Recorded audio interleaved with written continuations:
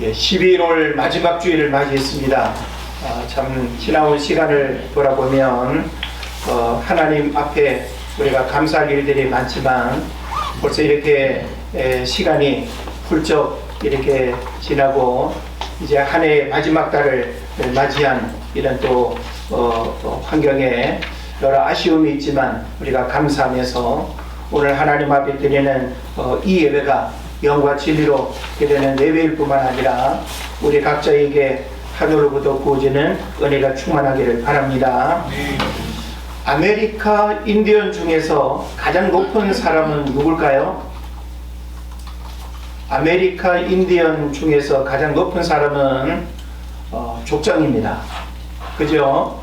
그런데 족장보다 더 높은 사람이 있는데, 사람은 아니죠. 족장보다 더 높은 게 있는데 뭔가 하면 고추장이라고 합니다. 고추장보다 더 높은 것은 초고추장이고, 초고추장보다 더 높은 것은 태양초 고추장이라고 합니다.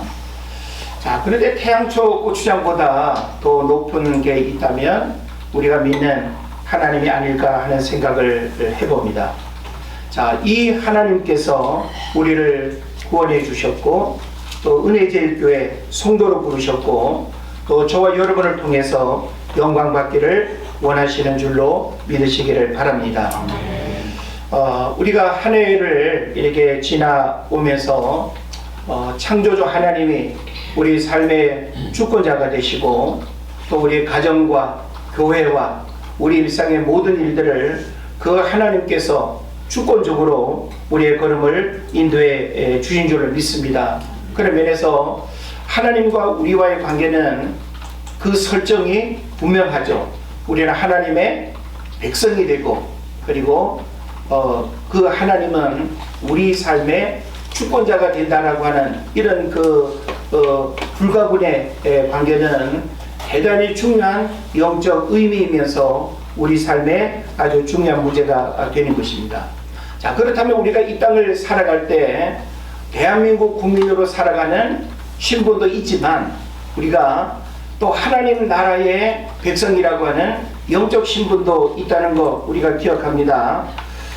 제가 가끔씩 아마 이야기하기도 했을 것 같은데 어느 책에 우리가 천국에 가면 하나님이 물으시는 것이 있다고 합니다. 하나님이 뭘 물으실까요? 어느 교회를 다니다 왔느냐? 어떤 직분을 받아서 섬기다가 왔느냐? 아니면 어떤 봉사를 하고 어떤 헌신을 하면서 살다가 왔느냐? 그런 거 물으실까요? 어찌 보면 한 번쯤 물으실 것 같은데 하나님은 그런 것 우리에게 묻기보다는 우리에게 반드시 묻는 아주 중요한 질문이 있는데 너는 교회로 살았느냐? 하고 이렇게 묻는다는 거예요. 자, 그런 면에서 여러분 한 사람 한 사람이 바쁜 일상 속에 살다가 오늘 예배자로 우리가 교회에 이렇게 왔지만 우리가 이 땅을 살아가는 우리 한 사람 한 사람의 이 육체는 단순한 몸이 아닙니다. 누구를 가르치는 몸, 돈을 벌기 위해서 동분서주하는 몸, 먹고 살기 위해서 이렇게 바쁘게 살아가는 몸, 우리 육체는 그런 것이 우리 삶의 본질적인 가치이거나 목적이 아니다라고 하는 사실이죠. 그래서 구원받은 성도는 성경에서 뭐라고 우리에게 말하는가 하면 하나님의 성전이라는 거예요. 저와 여러분은 단순한 육체가 아니에요. 먹고 마시고 배설하고 어떤 육체의 본능만을 쫓아서 살아가는 그 존재가 아니라 하나님께서 저와 여러분을 거룩한 하나님의 성전으로 우리를 불러주셨고 우리가 이 땅을 살아간다라고 하는 것은 그와 같은 영적 신분을 잃어버리거나 망각하거나 변질시켜서는 안 된다라고 하는 것이 주님의 가르침인 줄로 믿습니다. 그래서 이와 같은 부분을 우리가 성경에서 좀 이렇게 조명해 보면 고린도전서 3장 16절에서 이렇게 말합니다. 너희는 너희가 하나님의 성전인 것과 하나님의 성령이 너희 안에 거하시는 것을 알지 못하느냐라고 말씀하고 있어요. 너희는 너희가 하나님의 성전인 것과 하나님의 성령이 너희 안에 거하시는 것을 너희가 알지 못하느냐. 구원받은 하나님의 성도는 세상에서 먹고 살아가는 일에 이렇게 분주한 그런 어떤 통로에 머물지 않는다라고 하는 거예요. 그리고 오늘 우리가 읽은 부분은 고린도서 3장이죠. 자, 고린도서 6장 16절에서는 이런 말씀이 있습니다. 우리는 살아계신 하나님의 성전이라, 이렇게 또 표현하고 있어요. 우리는 살아계신 하나님의 성전이라. 여러분 한 사람 한 사람이 살아계신 하나님의 성전이라는 거예요. 자, 우리가 이런 말씀을 들으면 내 육체가 이게 보통이 아니구나. 내 육체가 이 땅을 살아가는 것이 얼마나 특별한 의미를 가지고 있는가라고 하는 사실을 알아야 된다는 거예요. 또 요한복음 1장 14절을 보면 말씀이 육신이 되어 우리 가운데 거하시네 그랬어요.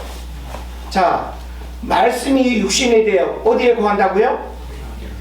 우리 안에 거한다는 거예요. 그러니까 우리 몸이라고 하는 것은 단순히 먹고 마시는, 그래서 어떤 일들을 하는 그 수단에 머물지 않는다라고 하는 것을 계속 말씀하고 있습니다. 또 누가복음 17장 21절을 보면 하나님의 나라는 너희 안에 있느니라 그랬어요. 우리 안에 하나님의 나라가 있기도 하고 하나님의 성전이기도 하고 말씀이 우리 안에 역사하는 그런 또 도구가 되기도 한다는 것이죠. 그래서 요한복음 2장 19절 21절을 보면 예수께서 대답하여 가라사대 너희가 이 성전을 헐라 내가 사흘 동안에 일으키리라. 유대인들이 가로되 이 성전은 46년 동안에 지어졌거늘 내가 3일 만에 일으키겠느냐 하더라. 그러나 예수는 성전된 자기 육체를 가리켜 말씀하신 것이라, 이렇게 말씀하고 있습니다. 자, 우리가 잘 아는 성전, 솔로몬 성전, 또 바벨론 포로 70년 이후에 돌아와서 세워진 또 스룹바벨 성전, 또 헤롯 성전, 우리는 이 성전 역사의 흐름을 여러분 잘 이해해야 됩니다. 아브라함 시대, 창세기에 나오는 그 족장 시대 때는 돌단을 쌓아서 하나님 앞에 예배하고 하나님의 임재를 경험했던 번제단이 있습니다. 그리고 그 이후에는 출애굽한 이스라엘 백성들이 광야 40년을 지나는 동안 이동할 때마다 성막을 중심으로 이동했고 성막을 중심으로 모여 살았고, 그리고 그 성막이 이제 가나안 땅에 들어간 이후에는 이제 솔로몬에 의해서 처음으로 고정된 장소에 지어지는 그 솔로몬 성전을 우리가 기억하는 것입니다. 그런데 예수님 시대에 이와 같은 건물로서의 성전이 어떻게 됐다는 거예요? 우리 몸이 바로 성전이라는 거예요. 그래서 예수님이 친히 성전에 대한 새로운 개념의 메시지를 우리에게 주고 있는 거예요. 그래서 저는 여러분들이 내가 구원받은 하나님의 백성으로 이 땅을 살아간다라고 할 때 내 육체가 내가 이 땅을 살아간다는 이 삶이 어떤 의미를 가지고 있고 하나님 앞에서 얼마나 중요한가라고 하는 사실을 여러분이 깨달아야 된다는 거예요. 그래서 오늘날 우리가 교회를 섬기고 있고 교회 중심의 신앙생활을 하고 있는데, 우리가 교회 중심으로 신앙생활 한다라고 이렇게 이해하게 되면 나와 교회는 분리되어 있는 거예요. 그래서 자꾸 우리는 교회를 건물로만 이해하는 그런 이제 문제를 갖게 되는데, 이 교회는 건물이라고 하는 의미를 가지고 있지 않습니다. 헬라어로 에클레시아라고 하는 이 말은 불러냈다는 뜻이에요. 구원받은 하나님의 성도들의 모임, 공동체, 그게 바로 교회가 되는 것입니다. 그런 면에서 교회는 사람이지 건물이 아니에요. 우리는 교회라고 하는 이 장소, 공간에 모여 있지만 원어적인 의미로 이 건물은 예배하는 예배당, 집당이죠. 예배하는 그냥 건물로서의 의미가 있지, 성전 교회라고 하는 그 의미는 여러분 한 사람 한 사람이 교회인 거예요. 그래서 예수 그리스도를 중심으로 해서 우리 한 사람 한 사람이 교회로서 세상을 우리가 확장해 나가는 거예요. 우리가 그 이스라엘에서 건물을 지을 때 보면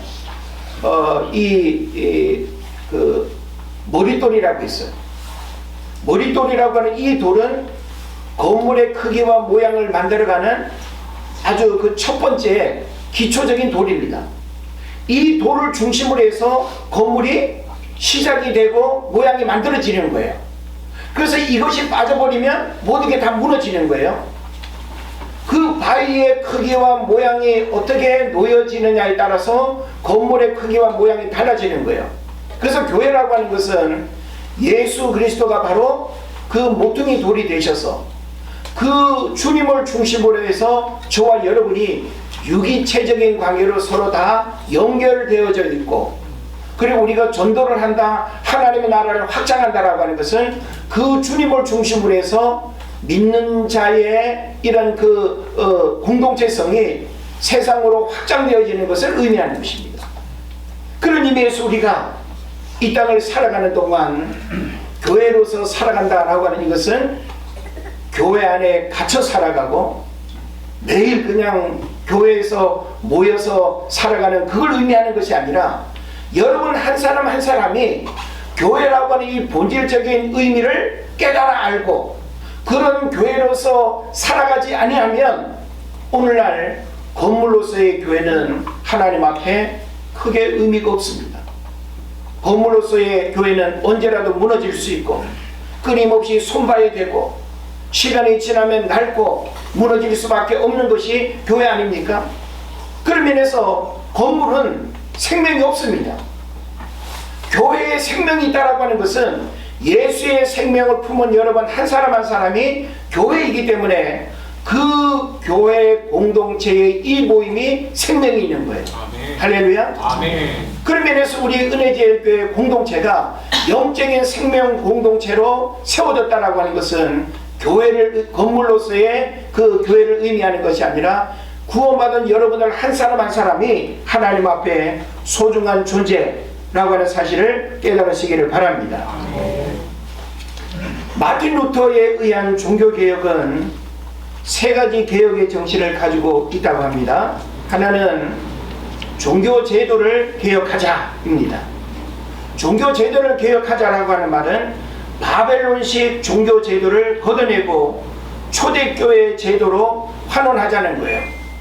자, 우리가 사도행전에서 초대교회 그 제도를 보면 어땠어요? 함께 더불어서 어우러지고 공동생산, 공동분배, 그죠? 이런 모습을 우리가 보게 되죠. 그게 바로 교회가 하나 된 모습이고 생명 공동체의 그런 모습을 우리에게 보여주는 거예요. 그래서 종교 제도를 개혁하자라고 할 때 바벨론식 종교 제도를 걷어내고 초대교회 제도로 환원하는 것, 종교 개혁을 일으킬 때 마틴 루터가 그 시대 캐톨릭 교회를 바라보면서 개혁을 해야 되는 아주 중요한 문제로 이렇게 발견했던 것입니다. 그 다음에 또 하나는 종교 교리를 개혁하자예요. 제도를 개혁하는 것뿐만이 아니라 종교 교리를 개혁하자. 그래서 그 교리라고 하는 측면을 보면 교황청의 권위와 부를 위해서 구원의 행위를 덧칠한 행위 구원을 걷어내고 오직 믿음으로만 구원을 받는다는 사도들의 가르침으로 환원하자는 것, 이게 바로 종교 교리를 개혁하자는 거였어요. 그러니까 마틴 루터 이전에 구원이라고 하는 것은 오직 예수가 아니고 오직 믿음이 아니고 이걸로는 뭔가 부족하고 완전한 구원이 이루어질 수 없다고 생각해서 여기에 뭘 더 추가했는가 하면 구제와 그 다음에 선행과 이런 것들이 함께 합쳐지는 거예요. 그래서 오늘날 캐톨릭 교리 가운데 보면 구원관이 우리 개신교와 다릅니다. 우리는 오직 예수, 오직 믿음이 구원의 유일한 조건이죠. 근데 캐톨릭에서는 구원 플러스 선행이 합쳐져 있습니다. 이 얘기는 뭔가 하면 행위로는 구원받을 수 없다라고 하는 성경의 가르침을 위반하는 거예요. 에베소서 2장 8, 9절에서 뭐라고 말하고 있습니까? 너희는 그 은혜를 인하여 믿음으로 말미암아 구원을 얻었나니 이것이 행위에서 난 것이 아니라 오직 믿음으로 된 것이라는 거예요. 그래서 누구든지 행위 때문에 자랑하거나 구원받았다는 사실을 말할 수 없게 하기 위해서 하나님께서 누구든지 남녀노소 지위 구하를 막론하고 오직 믿음으로만 구원받는 것을 우리에게 가르쳐 주는 것입니다. 그런데 종교개혁 이전에는 이 부분이 안 됐다는 것이죠. 그래서 종교교리를 개혁하자라고 하는 것이 아주 중요한 부분이었습니다.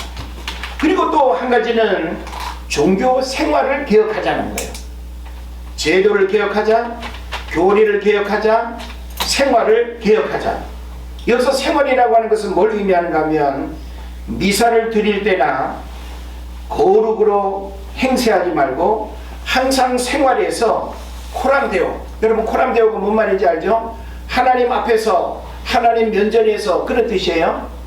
그래서 코람데오, 하나님의 면전이라는 그런 의식을 갖고 거룩한 삶을 살아야 된다는 것, 이게 바로 종교 생활을 개혁하자는 것입니다. 근데 옛날 그 당시에는, 오늘날도 물론 우리의 모습 속에 있지만 외식과 위선과 형식과 율법적인 이런 것들이 얼마나 많았는지 몰라요. 오늘날 우리도 그런 모습이 있지 않습니까?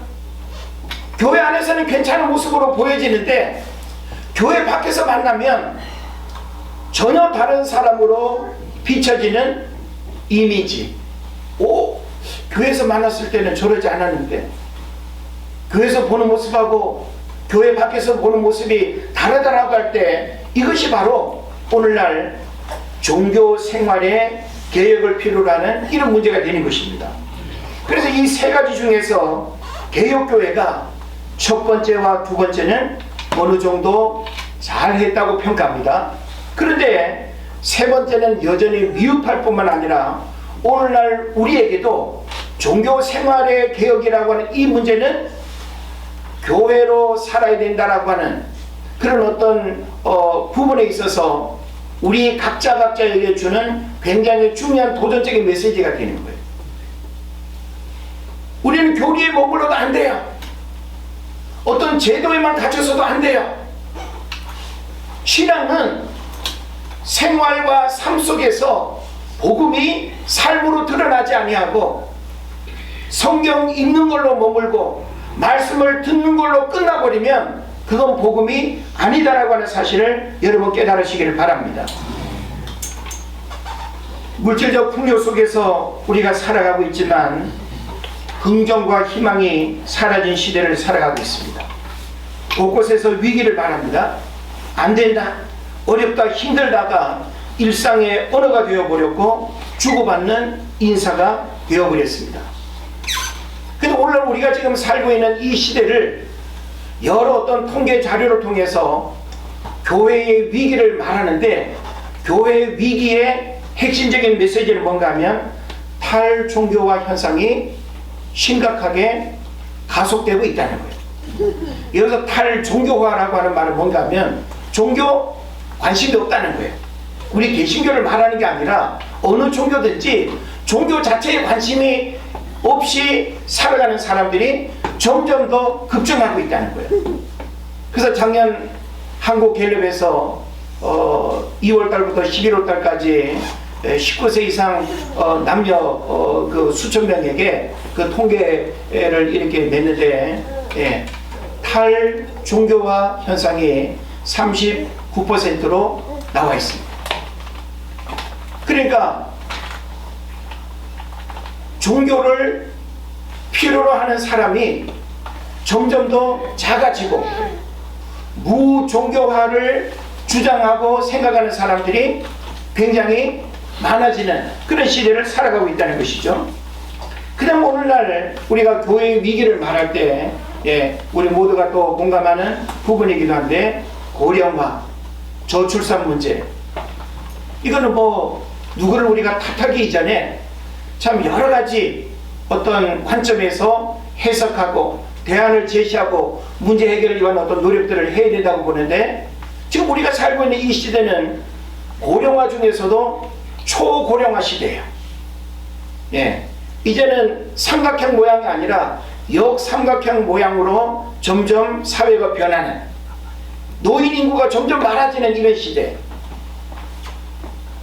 저출산 문제가 얼마나 심각한지 저희 때만 하더라도 1년에 거의 90만 명, 100만 명 그렇게 태어나던 그런 인구들이 지금은 25만 명 이하로 떨어졌어요. 한 해에 태어나는 인구가 25만 명이 안 돼요. 그러면 그 아이들이 어른이 되어가는 시대적 흐름 속에 교회 안에 어떤 일들이 일어나겠는가? 이건 지금 우리가 사회적으로 환경적으로 진단할 수밖에 없는 그런 문제입니다. 신앙의 깊이와 뭐 체험과 이런 거를 우리가 지금 논할 수도 없지만, 기본적으로 그런 면에서 오늘 우리는 이와 같은 시대 상황 속에서 우리 은혜대열교회 공동체는 하나님 앞에서 어떤 모습으로 세워져야 될까? 그리고 교회로 살아가는 우리들 한 사람 한 사람은 하나님이 어떤 모습으로 살아가기를 원하실까? 이거 대단히 중요한 진지한 현실적인 고민이고 우리가 풀어내야 할 시대적인 문제라고 하는 사실을 여러분 깨달으시기를 바랍니다. 그러면서 오늘 저는 여러분에게 우리가 교회로서 살아가야 할 우리 자신의 모습을 하나님의 관점에서 우리가 바라보면 과연 어떤가라고 하는 거예요. 우리는 시대의 위기를 말하면서 시대가 이러하니 그렇게 살아갈 수밖에 없다고 여러분 평가하시겠습니까? 우리는 이런 시대를 우리가 살아가고 있기 때문에 더더욱 하나님이 우리에게 우리 한 사람 한 사람이 하나님 앞에 교회로 살아가야 된다라고 하는 이것이 얼마나 중요한 문제로 다가오는지 모르는 거예요. 우리는 건물을 바꾸고 건물을 크게 짓고 건물을 화려하게 만들고 이게 교회가 아니라 여러분 한 사람 한 사람이 하나님이 원하시는 교회로 살아가야 된다라고 하는 이것을 우리가 바르게 깨닫고 그런 모습으로의 삶의 변화들이 일어나지 않으면 오늘날 교회 공동화 현상이 심각하게 일어날 것입니다. 공동화 현상이 뭐예요? 텅텅 비는 일이 일어난다는 거예요. 유럽의 교회들이 그러했고 역사 속의 교회들이 더 이상 모임이 이루어지지 않는 교회가 되어질 때 모스크로 팔리고 술집으로 팔리고 나이트클럽으로 팔리고 외형적인 교회 건물의 모양은 가지고 있는데 더 이상 하나님을 예배하지 않는 그런 교회가 될 수 있다고 하는 거예요. 뭐가 문제였을까요? 화려한 건물을 짓기 위해서는 엄청난 희생과 또 헌금을 들여서 지었지만 사람이 교회가 되는 그 어떤 본질적인 어떤 문제들을 우리가 고민하지 않으면 우리들 신앙뿐만이 아니라 다음 세대의 문제들은 더 심각하게 일어날 수 있다는 사실을 깨달으시기를 바랍니다. 그래서 성경은 우리에게 뭘 요구합니까? 소금과 빛으로의 삶의 구별됨이 부족하다는 거예요. 저와 여러분이 사람을 교회로 세울 뿐만 아니라 여러분 한 사람 한 사람이 교회로서 이 시대를 살아가야 되는데 교회로서 살아가는 우리 자신의 모습을 하나님의 말씀으로 비춰보니 과연 어떠한가라고 하는 거예요. 소금과 빛으로의 삶을 하나님 우리에게 원하지 않습니까? 너희는 세상에 뭐라 그랬어요? 소금이요 빛이라고 했어요. 이게 뭡니까? 우리가 교회로서 살아간다는 것은 바로 이와 같은 명령에 우리가 쫓아 살아가야 된다는 것을 의미하는 것입니다. 그리고 또 거룩의 삶이 없고 이기적이고 탐욕적이다라고 하는 거예요. 오늘 본문에도 보면 그런 말씀을 하고 있죠. 하나님의 성전은 거룩하니 너희도 그러하니라. 하나님 우리에게 거룩을 명령하고 있고 거룩을 원하고 있어요. 우리가 구약 성경을 봐도 내가 거룩하니 너희도 거룩하라고 하는 말씀이 계속 반복되고 있죠. 여러분, 거룩은 교회 안에서의 모습에 머무는 것이 아닙니다. 주님이 우리에게 원하시는 그 거룩은 세상 속에서 믿는 사람과 믿지 않은 사람이 같은 모습으로 살아가는 것이 아니라 다른 구별됨의 모습이 드러나야 된다는 것을 우리에게 말하는 것이죠. 이게 바로 우리가 교회로 살아가야 되는 아주 중요한 모습임을 여러분 깨달으시기를 바랍니다. 또한 우리는 교회로서 살아야 할 사명감과 부르심의 소명을 망각하고 있습니다. 이걸 우리는 다른 말로 기독교 세계관을 우리를 통해서 세상에 드러내고 만들어가야 되는 거예요. 예? 그런데 여러분, 기독교 세계관이 세상에 더 충만할까요? 아니면 세상적인 인본주의적인 가치관에도 충만할까요? 제가 책을 보거나 유튜브 영상을 보거나 여러 어떤 강연들을 보면 안타까운 게 뭔가 하면 전부 다 진화론적 그런 이야기들이 아주 널려 있습니다. 모든 어떤 이야기 속에 진화론적인 이야기들이 진리처럼 의심 없이 받아들여지고 사람들이 듣고 이해한다는 것이죠. 그런데 우리가 이런 세상 속에서 주님이 원하시는 건 뭘까요? 기독교 세계관을 가지고 살아가는 거예요. 세계관이라는 게 뭡니까? 세상을 바라보는 관점이에요. 우리는 세상을 어떤 관점으로 바라봐야 돼요? 하나님이 세상을 창조하셨다. 하나님이 역사의 주관자가 되신다. 한 나라의 흥망성쇠를 하나님이 주장하신다. 이걸 믿고 이것을 여러분이 바라본다면 그게 바로 기독교 세계관인 거예요. 하나님은 저와 여러분이 세상 속에서 바로 이와 같은 부르심의 사명과 그리고 그 부르심의 소명을 우리가 삶 속에서 드러내는 그런 교회로서의 삶을 하나님이 원하신다는 것이죠. 또 우리에게 주어진 재능과 사회적 영향력이 하나님이 일하시는 통로로서의 삶을 우리가 살아가야 되는데 그런 삶을 또한 상실하고 있음을 우리에게 말해줍니다. 이건 뭔가 하면 기독교 문화가 점점 힘을 잃어버리고 약해지고 있다는 거예요.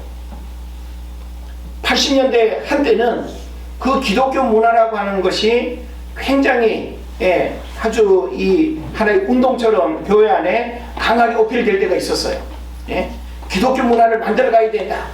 세상 문화와의 어떤 싸움, 세상 문화를 이겨야 되고 물리쳐야 되고 하는 이런 부분이 굉장히 강했어요.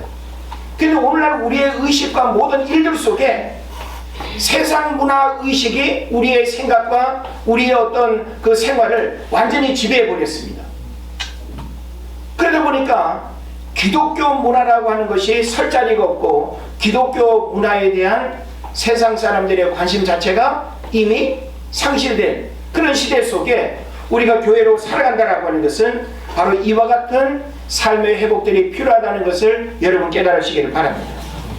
또 우리는 세상을 변화시키는 역할이 아니라 세상으로부터 변질된 모습을 우리가 보게 되는 거예요. 우리가 세상을 변화시키는 역할을 해야 되잖아요. 그런데 세상으로부터 오히려 변질되어지는 이것은 바로 우리가 주님이 원하시는 교회로서의 그런 영향력의 삶을 살아가지 못하고 있음을 우리에게 보여주는 거예요.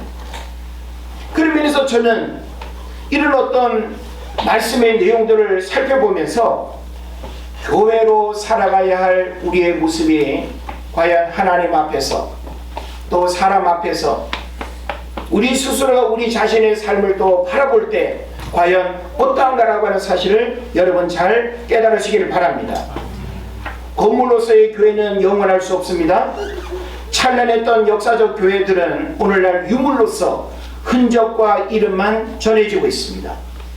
사람으로서의 교회는 여전히 살아서 역사하는 교회로 번성하고 있다는 사실을 알아야 됩니다. 사람을 교회로 세우고 여러분 한 사람 한 사람이 하나님이 원하시는 교회로 살아가게 될 때 바로 그 세상에 하나님의 통치와 다스림이 이루어지는 하나님 나라가 되는 것입니다. 할렐루야. 네.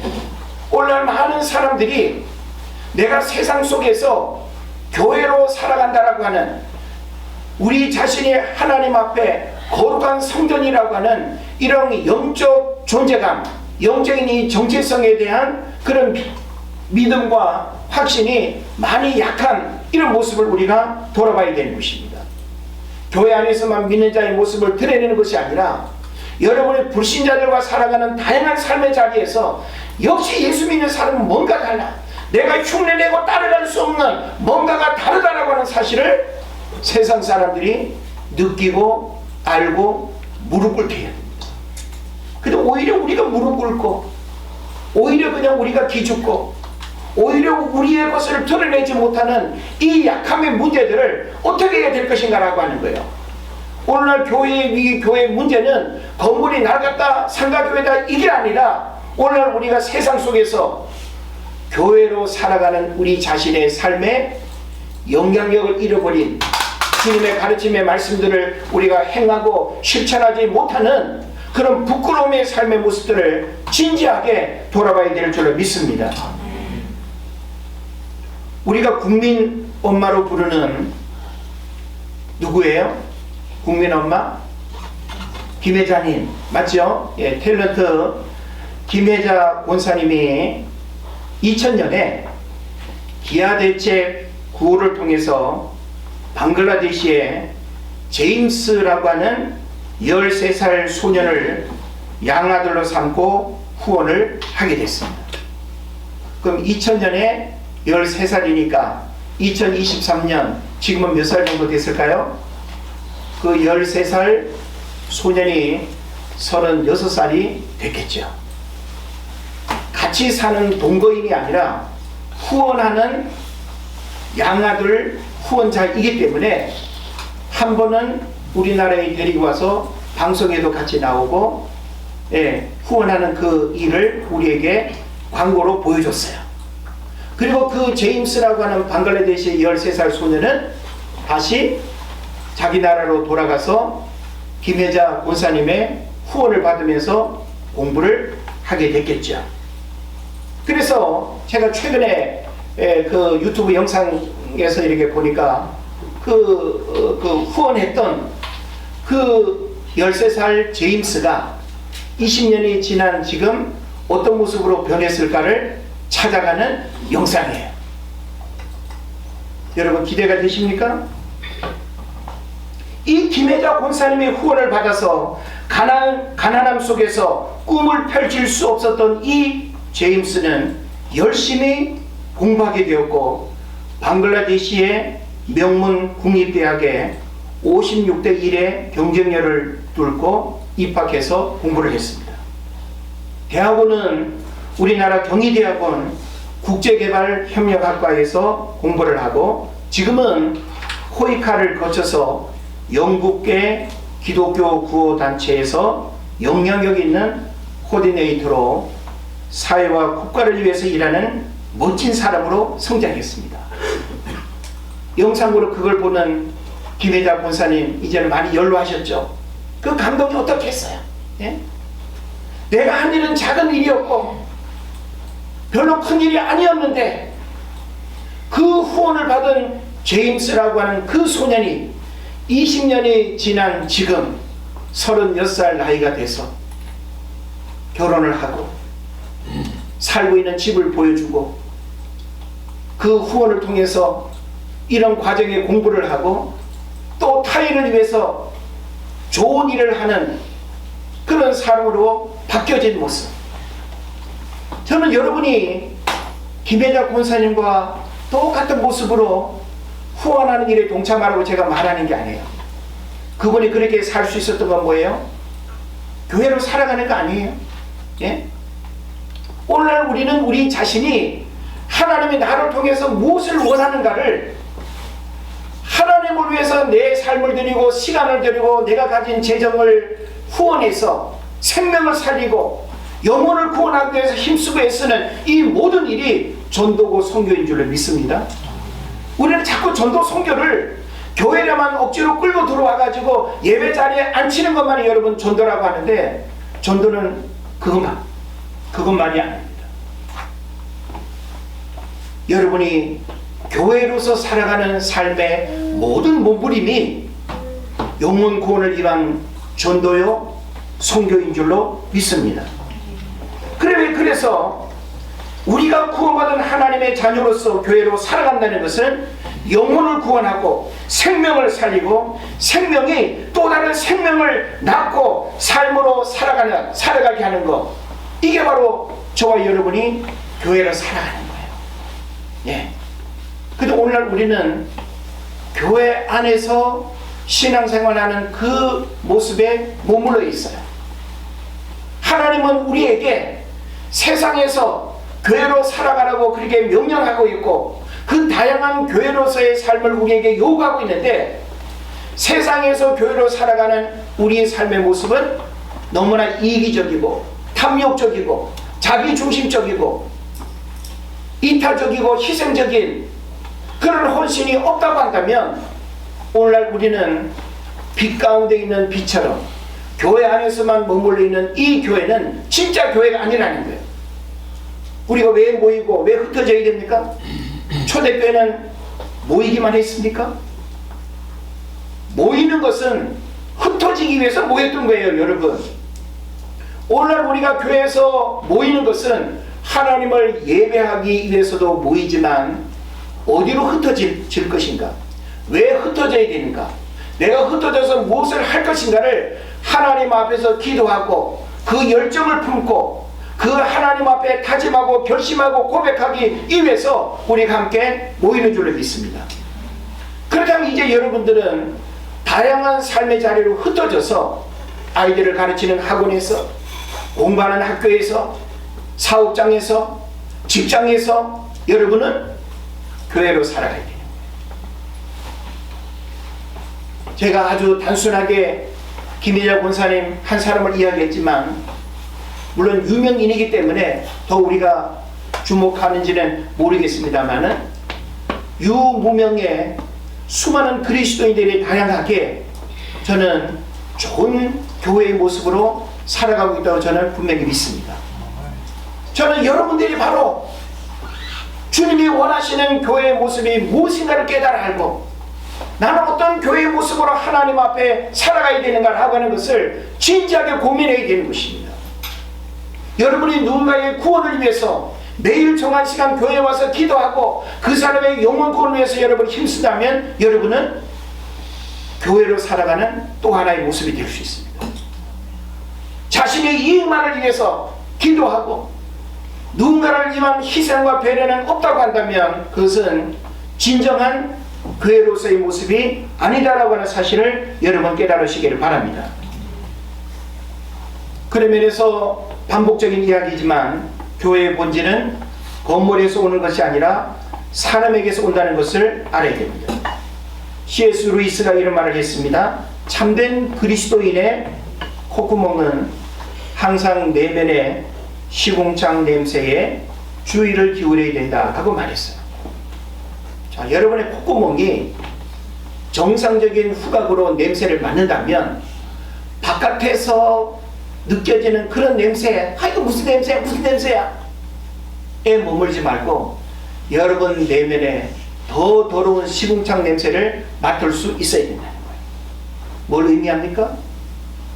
우리가 믿음을 말하고 구원받은 하나님의 자녀라고 말하면서 우리가 세상 속에서 그런 영적 신분의 삶을 살아가지 못하고 너무나 탐욕적이고 너무나 이기적이고 자기중심적인 삶을 살아가고 하나님 앞에 내 삶을 통해서 드리는 교회로서의 삶이 없다라고 한다면 우리가 하나님 앞에 가서 나 은혜제일교회 35년 다니다고 하는데요, 나 권사님이었고 장로님이었는데요, 하나님 그거 묻지 않습니다. 하나님 앞에 신앙의 열린 직분, 그것은 구원의 조건도 아니지만 하나님 관심이 없습니다. 하나님이 우리에게 물으시는 것은 너는 이 땅을 사는 동안 교회로 살았느냐, 이걸 묻는다라고 할 때 여러분 내가 지금 교회로 살아가고 있는지를 진지하게 고민하고 답할 수 있어야 됩니다. 여러분 올 한 해 무엇을 쫓아 살았습니까? 우리 삶의 관심사가 무엇이었습니까? 너희가 먹든지 마시든지 무엇을 하든지 하나님의 영광을 위해 살라고 했지만 우리는 내 입술로 외워서 고백하는 그 한 구절의 말씀에 머물렀고 내가 어떻게 하든지 그 하나님의 영광을 드러내기 위한, 교회로 살아가기 위한 그런 영적인 고민들이 과연 우리에게 얼마나 있었는가라고 하는 사실을 우리가 반성해야 된다는 것입니다. 우리 한 사람 한 사람이 하나님이 원하시는 하나의 교회로 세상에 살아가야 한다면 오늘날 하나님이 원하시는 교회로서의 삶은 어떻게 될까요? 여러분, 오늘 이 부분에 대한 말씀을 잘 깨닫고 잘 들어야 됩니다. 내가 교회로서 이 시대를 살아가야 된다라고 할 때 교회로서 살아가는 그 삶의 모습은 하나님 앞에 어떠해야 될 것인가? 두 가지를 저는 말씀드리고 싶은데, 하나는 도전과 희생입니다.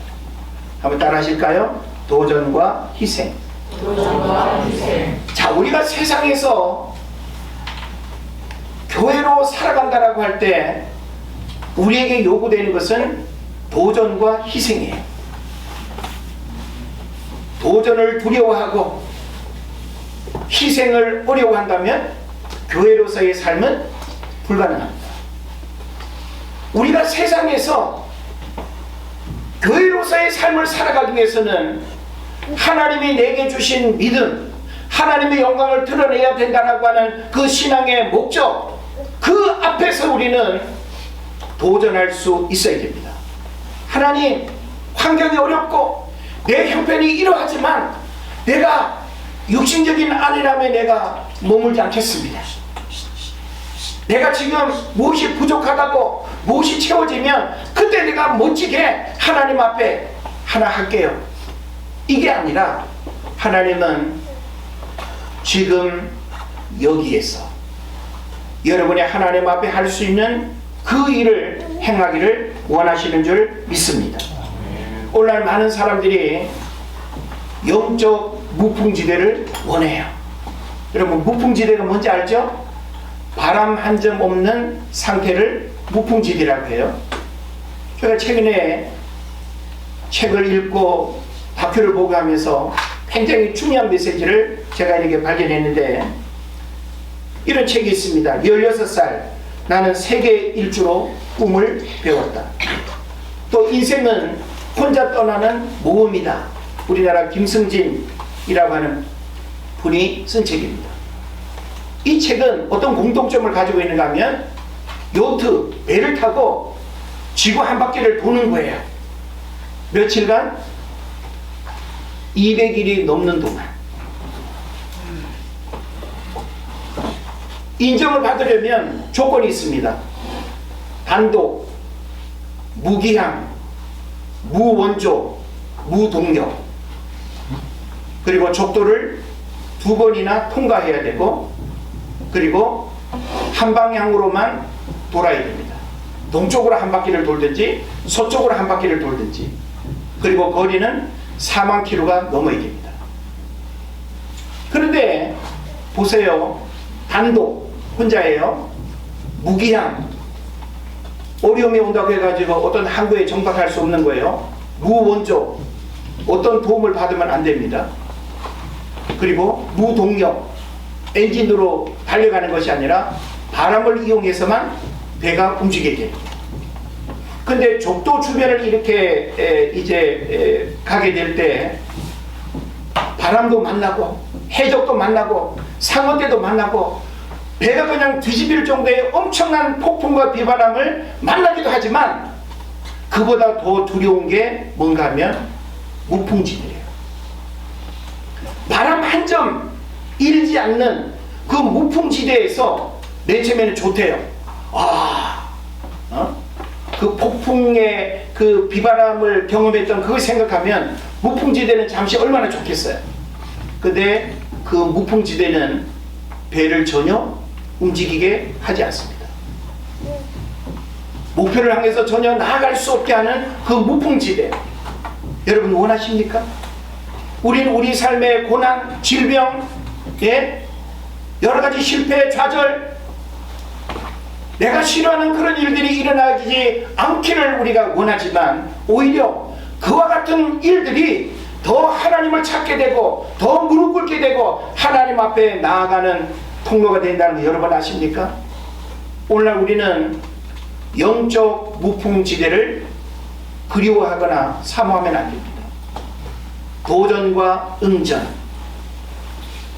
도전과 희생, 이게 바로 주님이 원하시는 우리의 모습인 거예요. 하나님은 우리가 세상에서 교회로 살아간다라고 할 때 주님이 원하시는 모습은 도전이에요. 내가 해보겠다. 내가 어느 한 아이를 후원자로 내가 만나서 5년을 내가 후원하고 7년을 내가 후원해서 그 아이의 어떤 성장기를 내가 후원하겠다. 어떤 이유로? 나의 자랑이 아니라 복음 때문에. 복음 때문에 내가 그런 일을 할 수 있다면, 생명을 살리고 생명을 치유하고 생명의 아픔에 동참하고 생명의 죽음을 구원하기 위해서 여러분이 힘쓰고 애쓰는 그런 일들을 한다면 여러분이 교회로 살아가는 거예요. 오늘날 하나님이 이와 같은 모습을 우리에게 원하신다는 사실을 여러분 깨달으시길 바랍니다. 그리고 마지막 한 가지는 순종과 겸손이 교회로 살아가는 우리의 모습이 되어야 됩니다. 우리가 세상에서 교회로 살아가게 될 때 그냥 여러분 교회로 살아가는 게 쉽게 이루어집니까? 나 이제 오늘부터 교회로 살아가야지 그렇게 금방 그렇게 되어질까요? 그렇지 않습니다. 교회로 살아가는 우리에게 하나님이 원하시는 모습은 순종과 겸손이야말로 바로 주님이 원하시는 교회의 모습으로 살아가는 아주 중요한 요소임을 말해주고 있습니다. 교회로 살아간다는 것은 철저하게 그리스도께 순종하고 겸손으로 살아가는 것입니다. 앤드류 모레이의 책 겸손을 보면 예수님의 삶 전체를 겸손으로 풀어내고 있습니다. 예수님은 인간의 몸을 입고 이 땅에 오신 것과 어린 시절과 십자가의 죽음과 그 모든 예수님의 삶 전체는 겸손이었다는 거예요. 그다음 우리가 그리스도의 제자로 이 땅을 살아가고 우리가 교회로 세상을 살아가기를 원한다라고 할 때 우리는 어떤 모습을 가져야 될까요? 겸손입니다. 그리고 내 고집대로 내 생각대로 취사 선택하고 지금은 바빠서 힘들어서 어려워서 아이 키우는 일 때문에 돼요 안 돼요를 말하는 것이 아니라 교회로 살아가는 이 삶의 모습은 순종과 겸손을 통해서만 가능하다는 것을 말해주고 있습니다.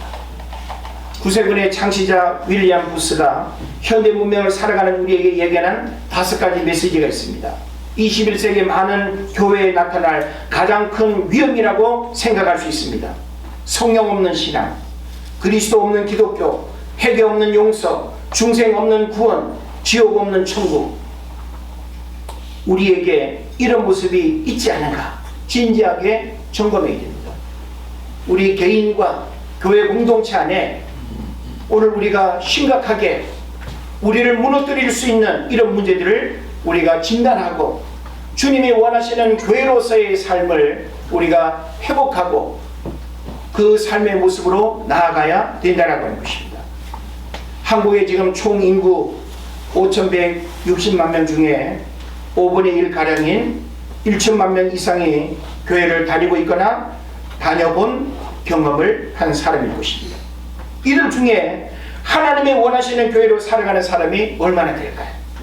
오늘 우리가 이렇게 모여있지만 여러분이 오늘 이 말씀의 제목에 우리가 입각해서 나는 세상에서 교회로 살아가는 모습에 하나님 앞에 어떤 평가를 받고 어떤 점수를 받을 수 있을까? 이거 생각하면 여러분 점수는 얼마나 나올 것 같아요?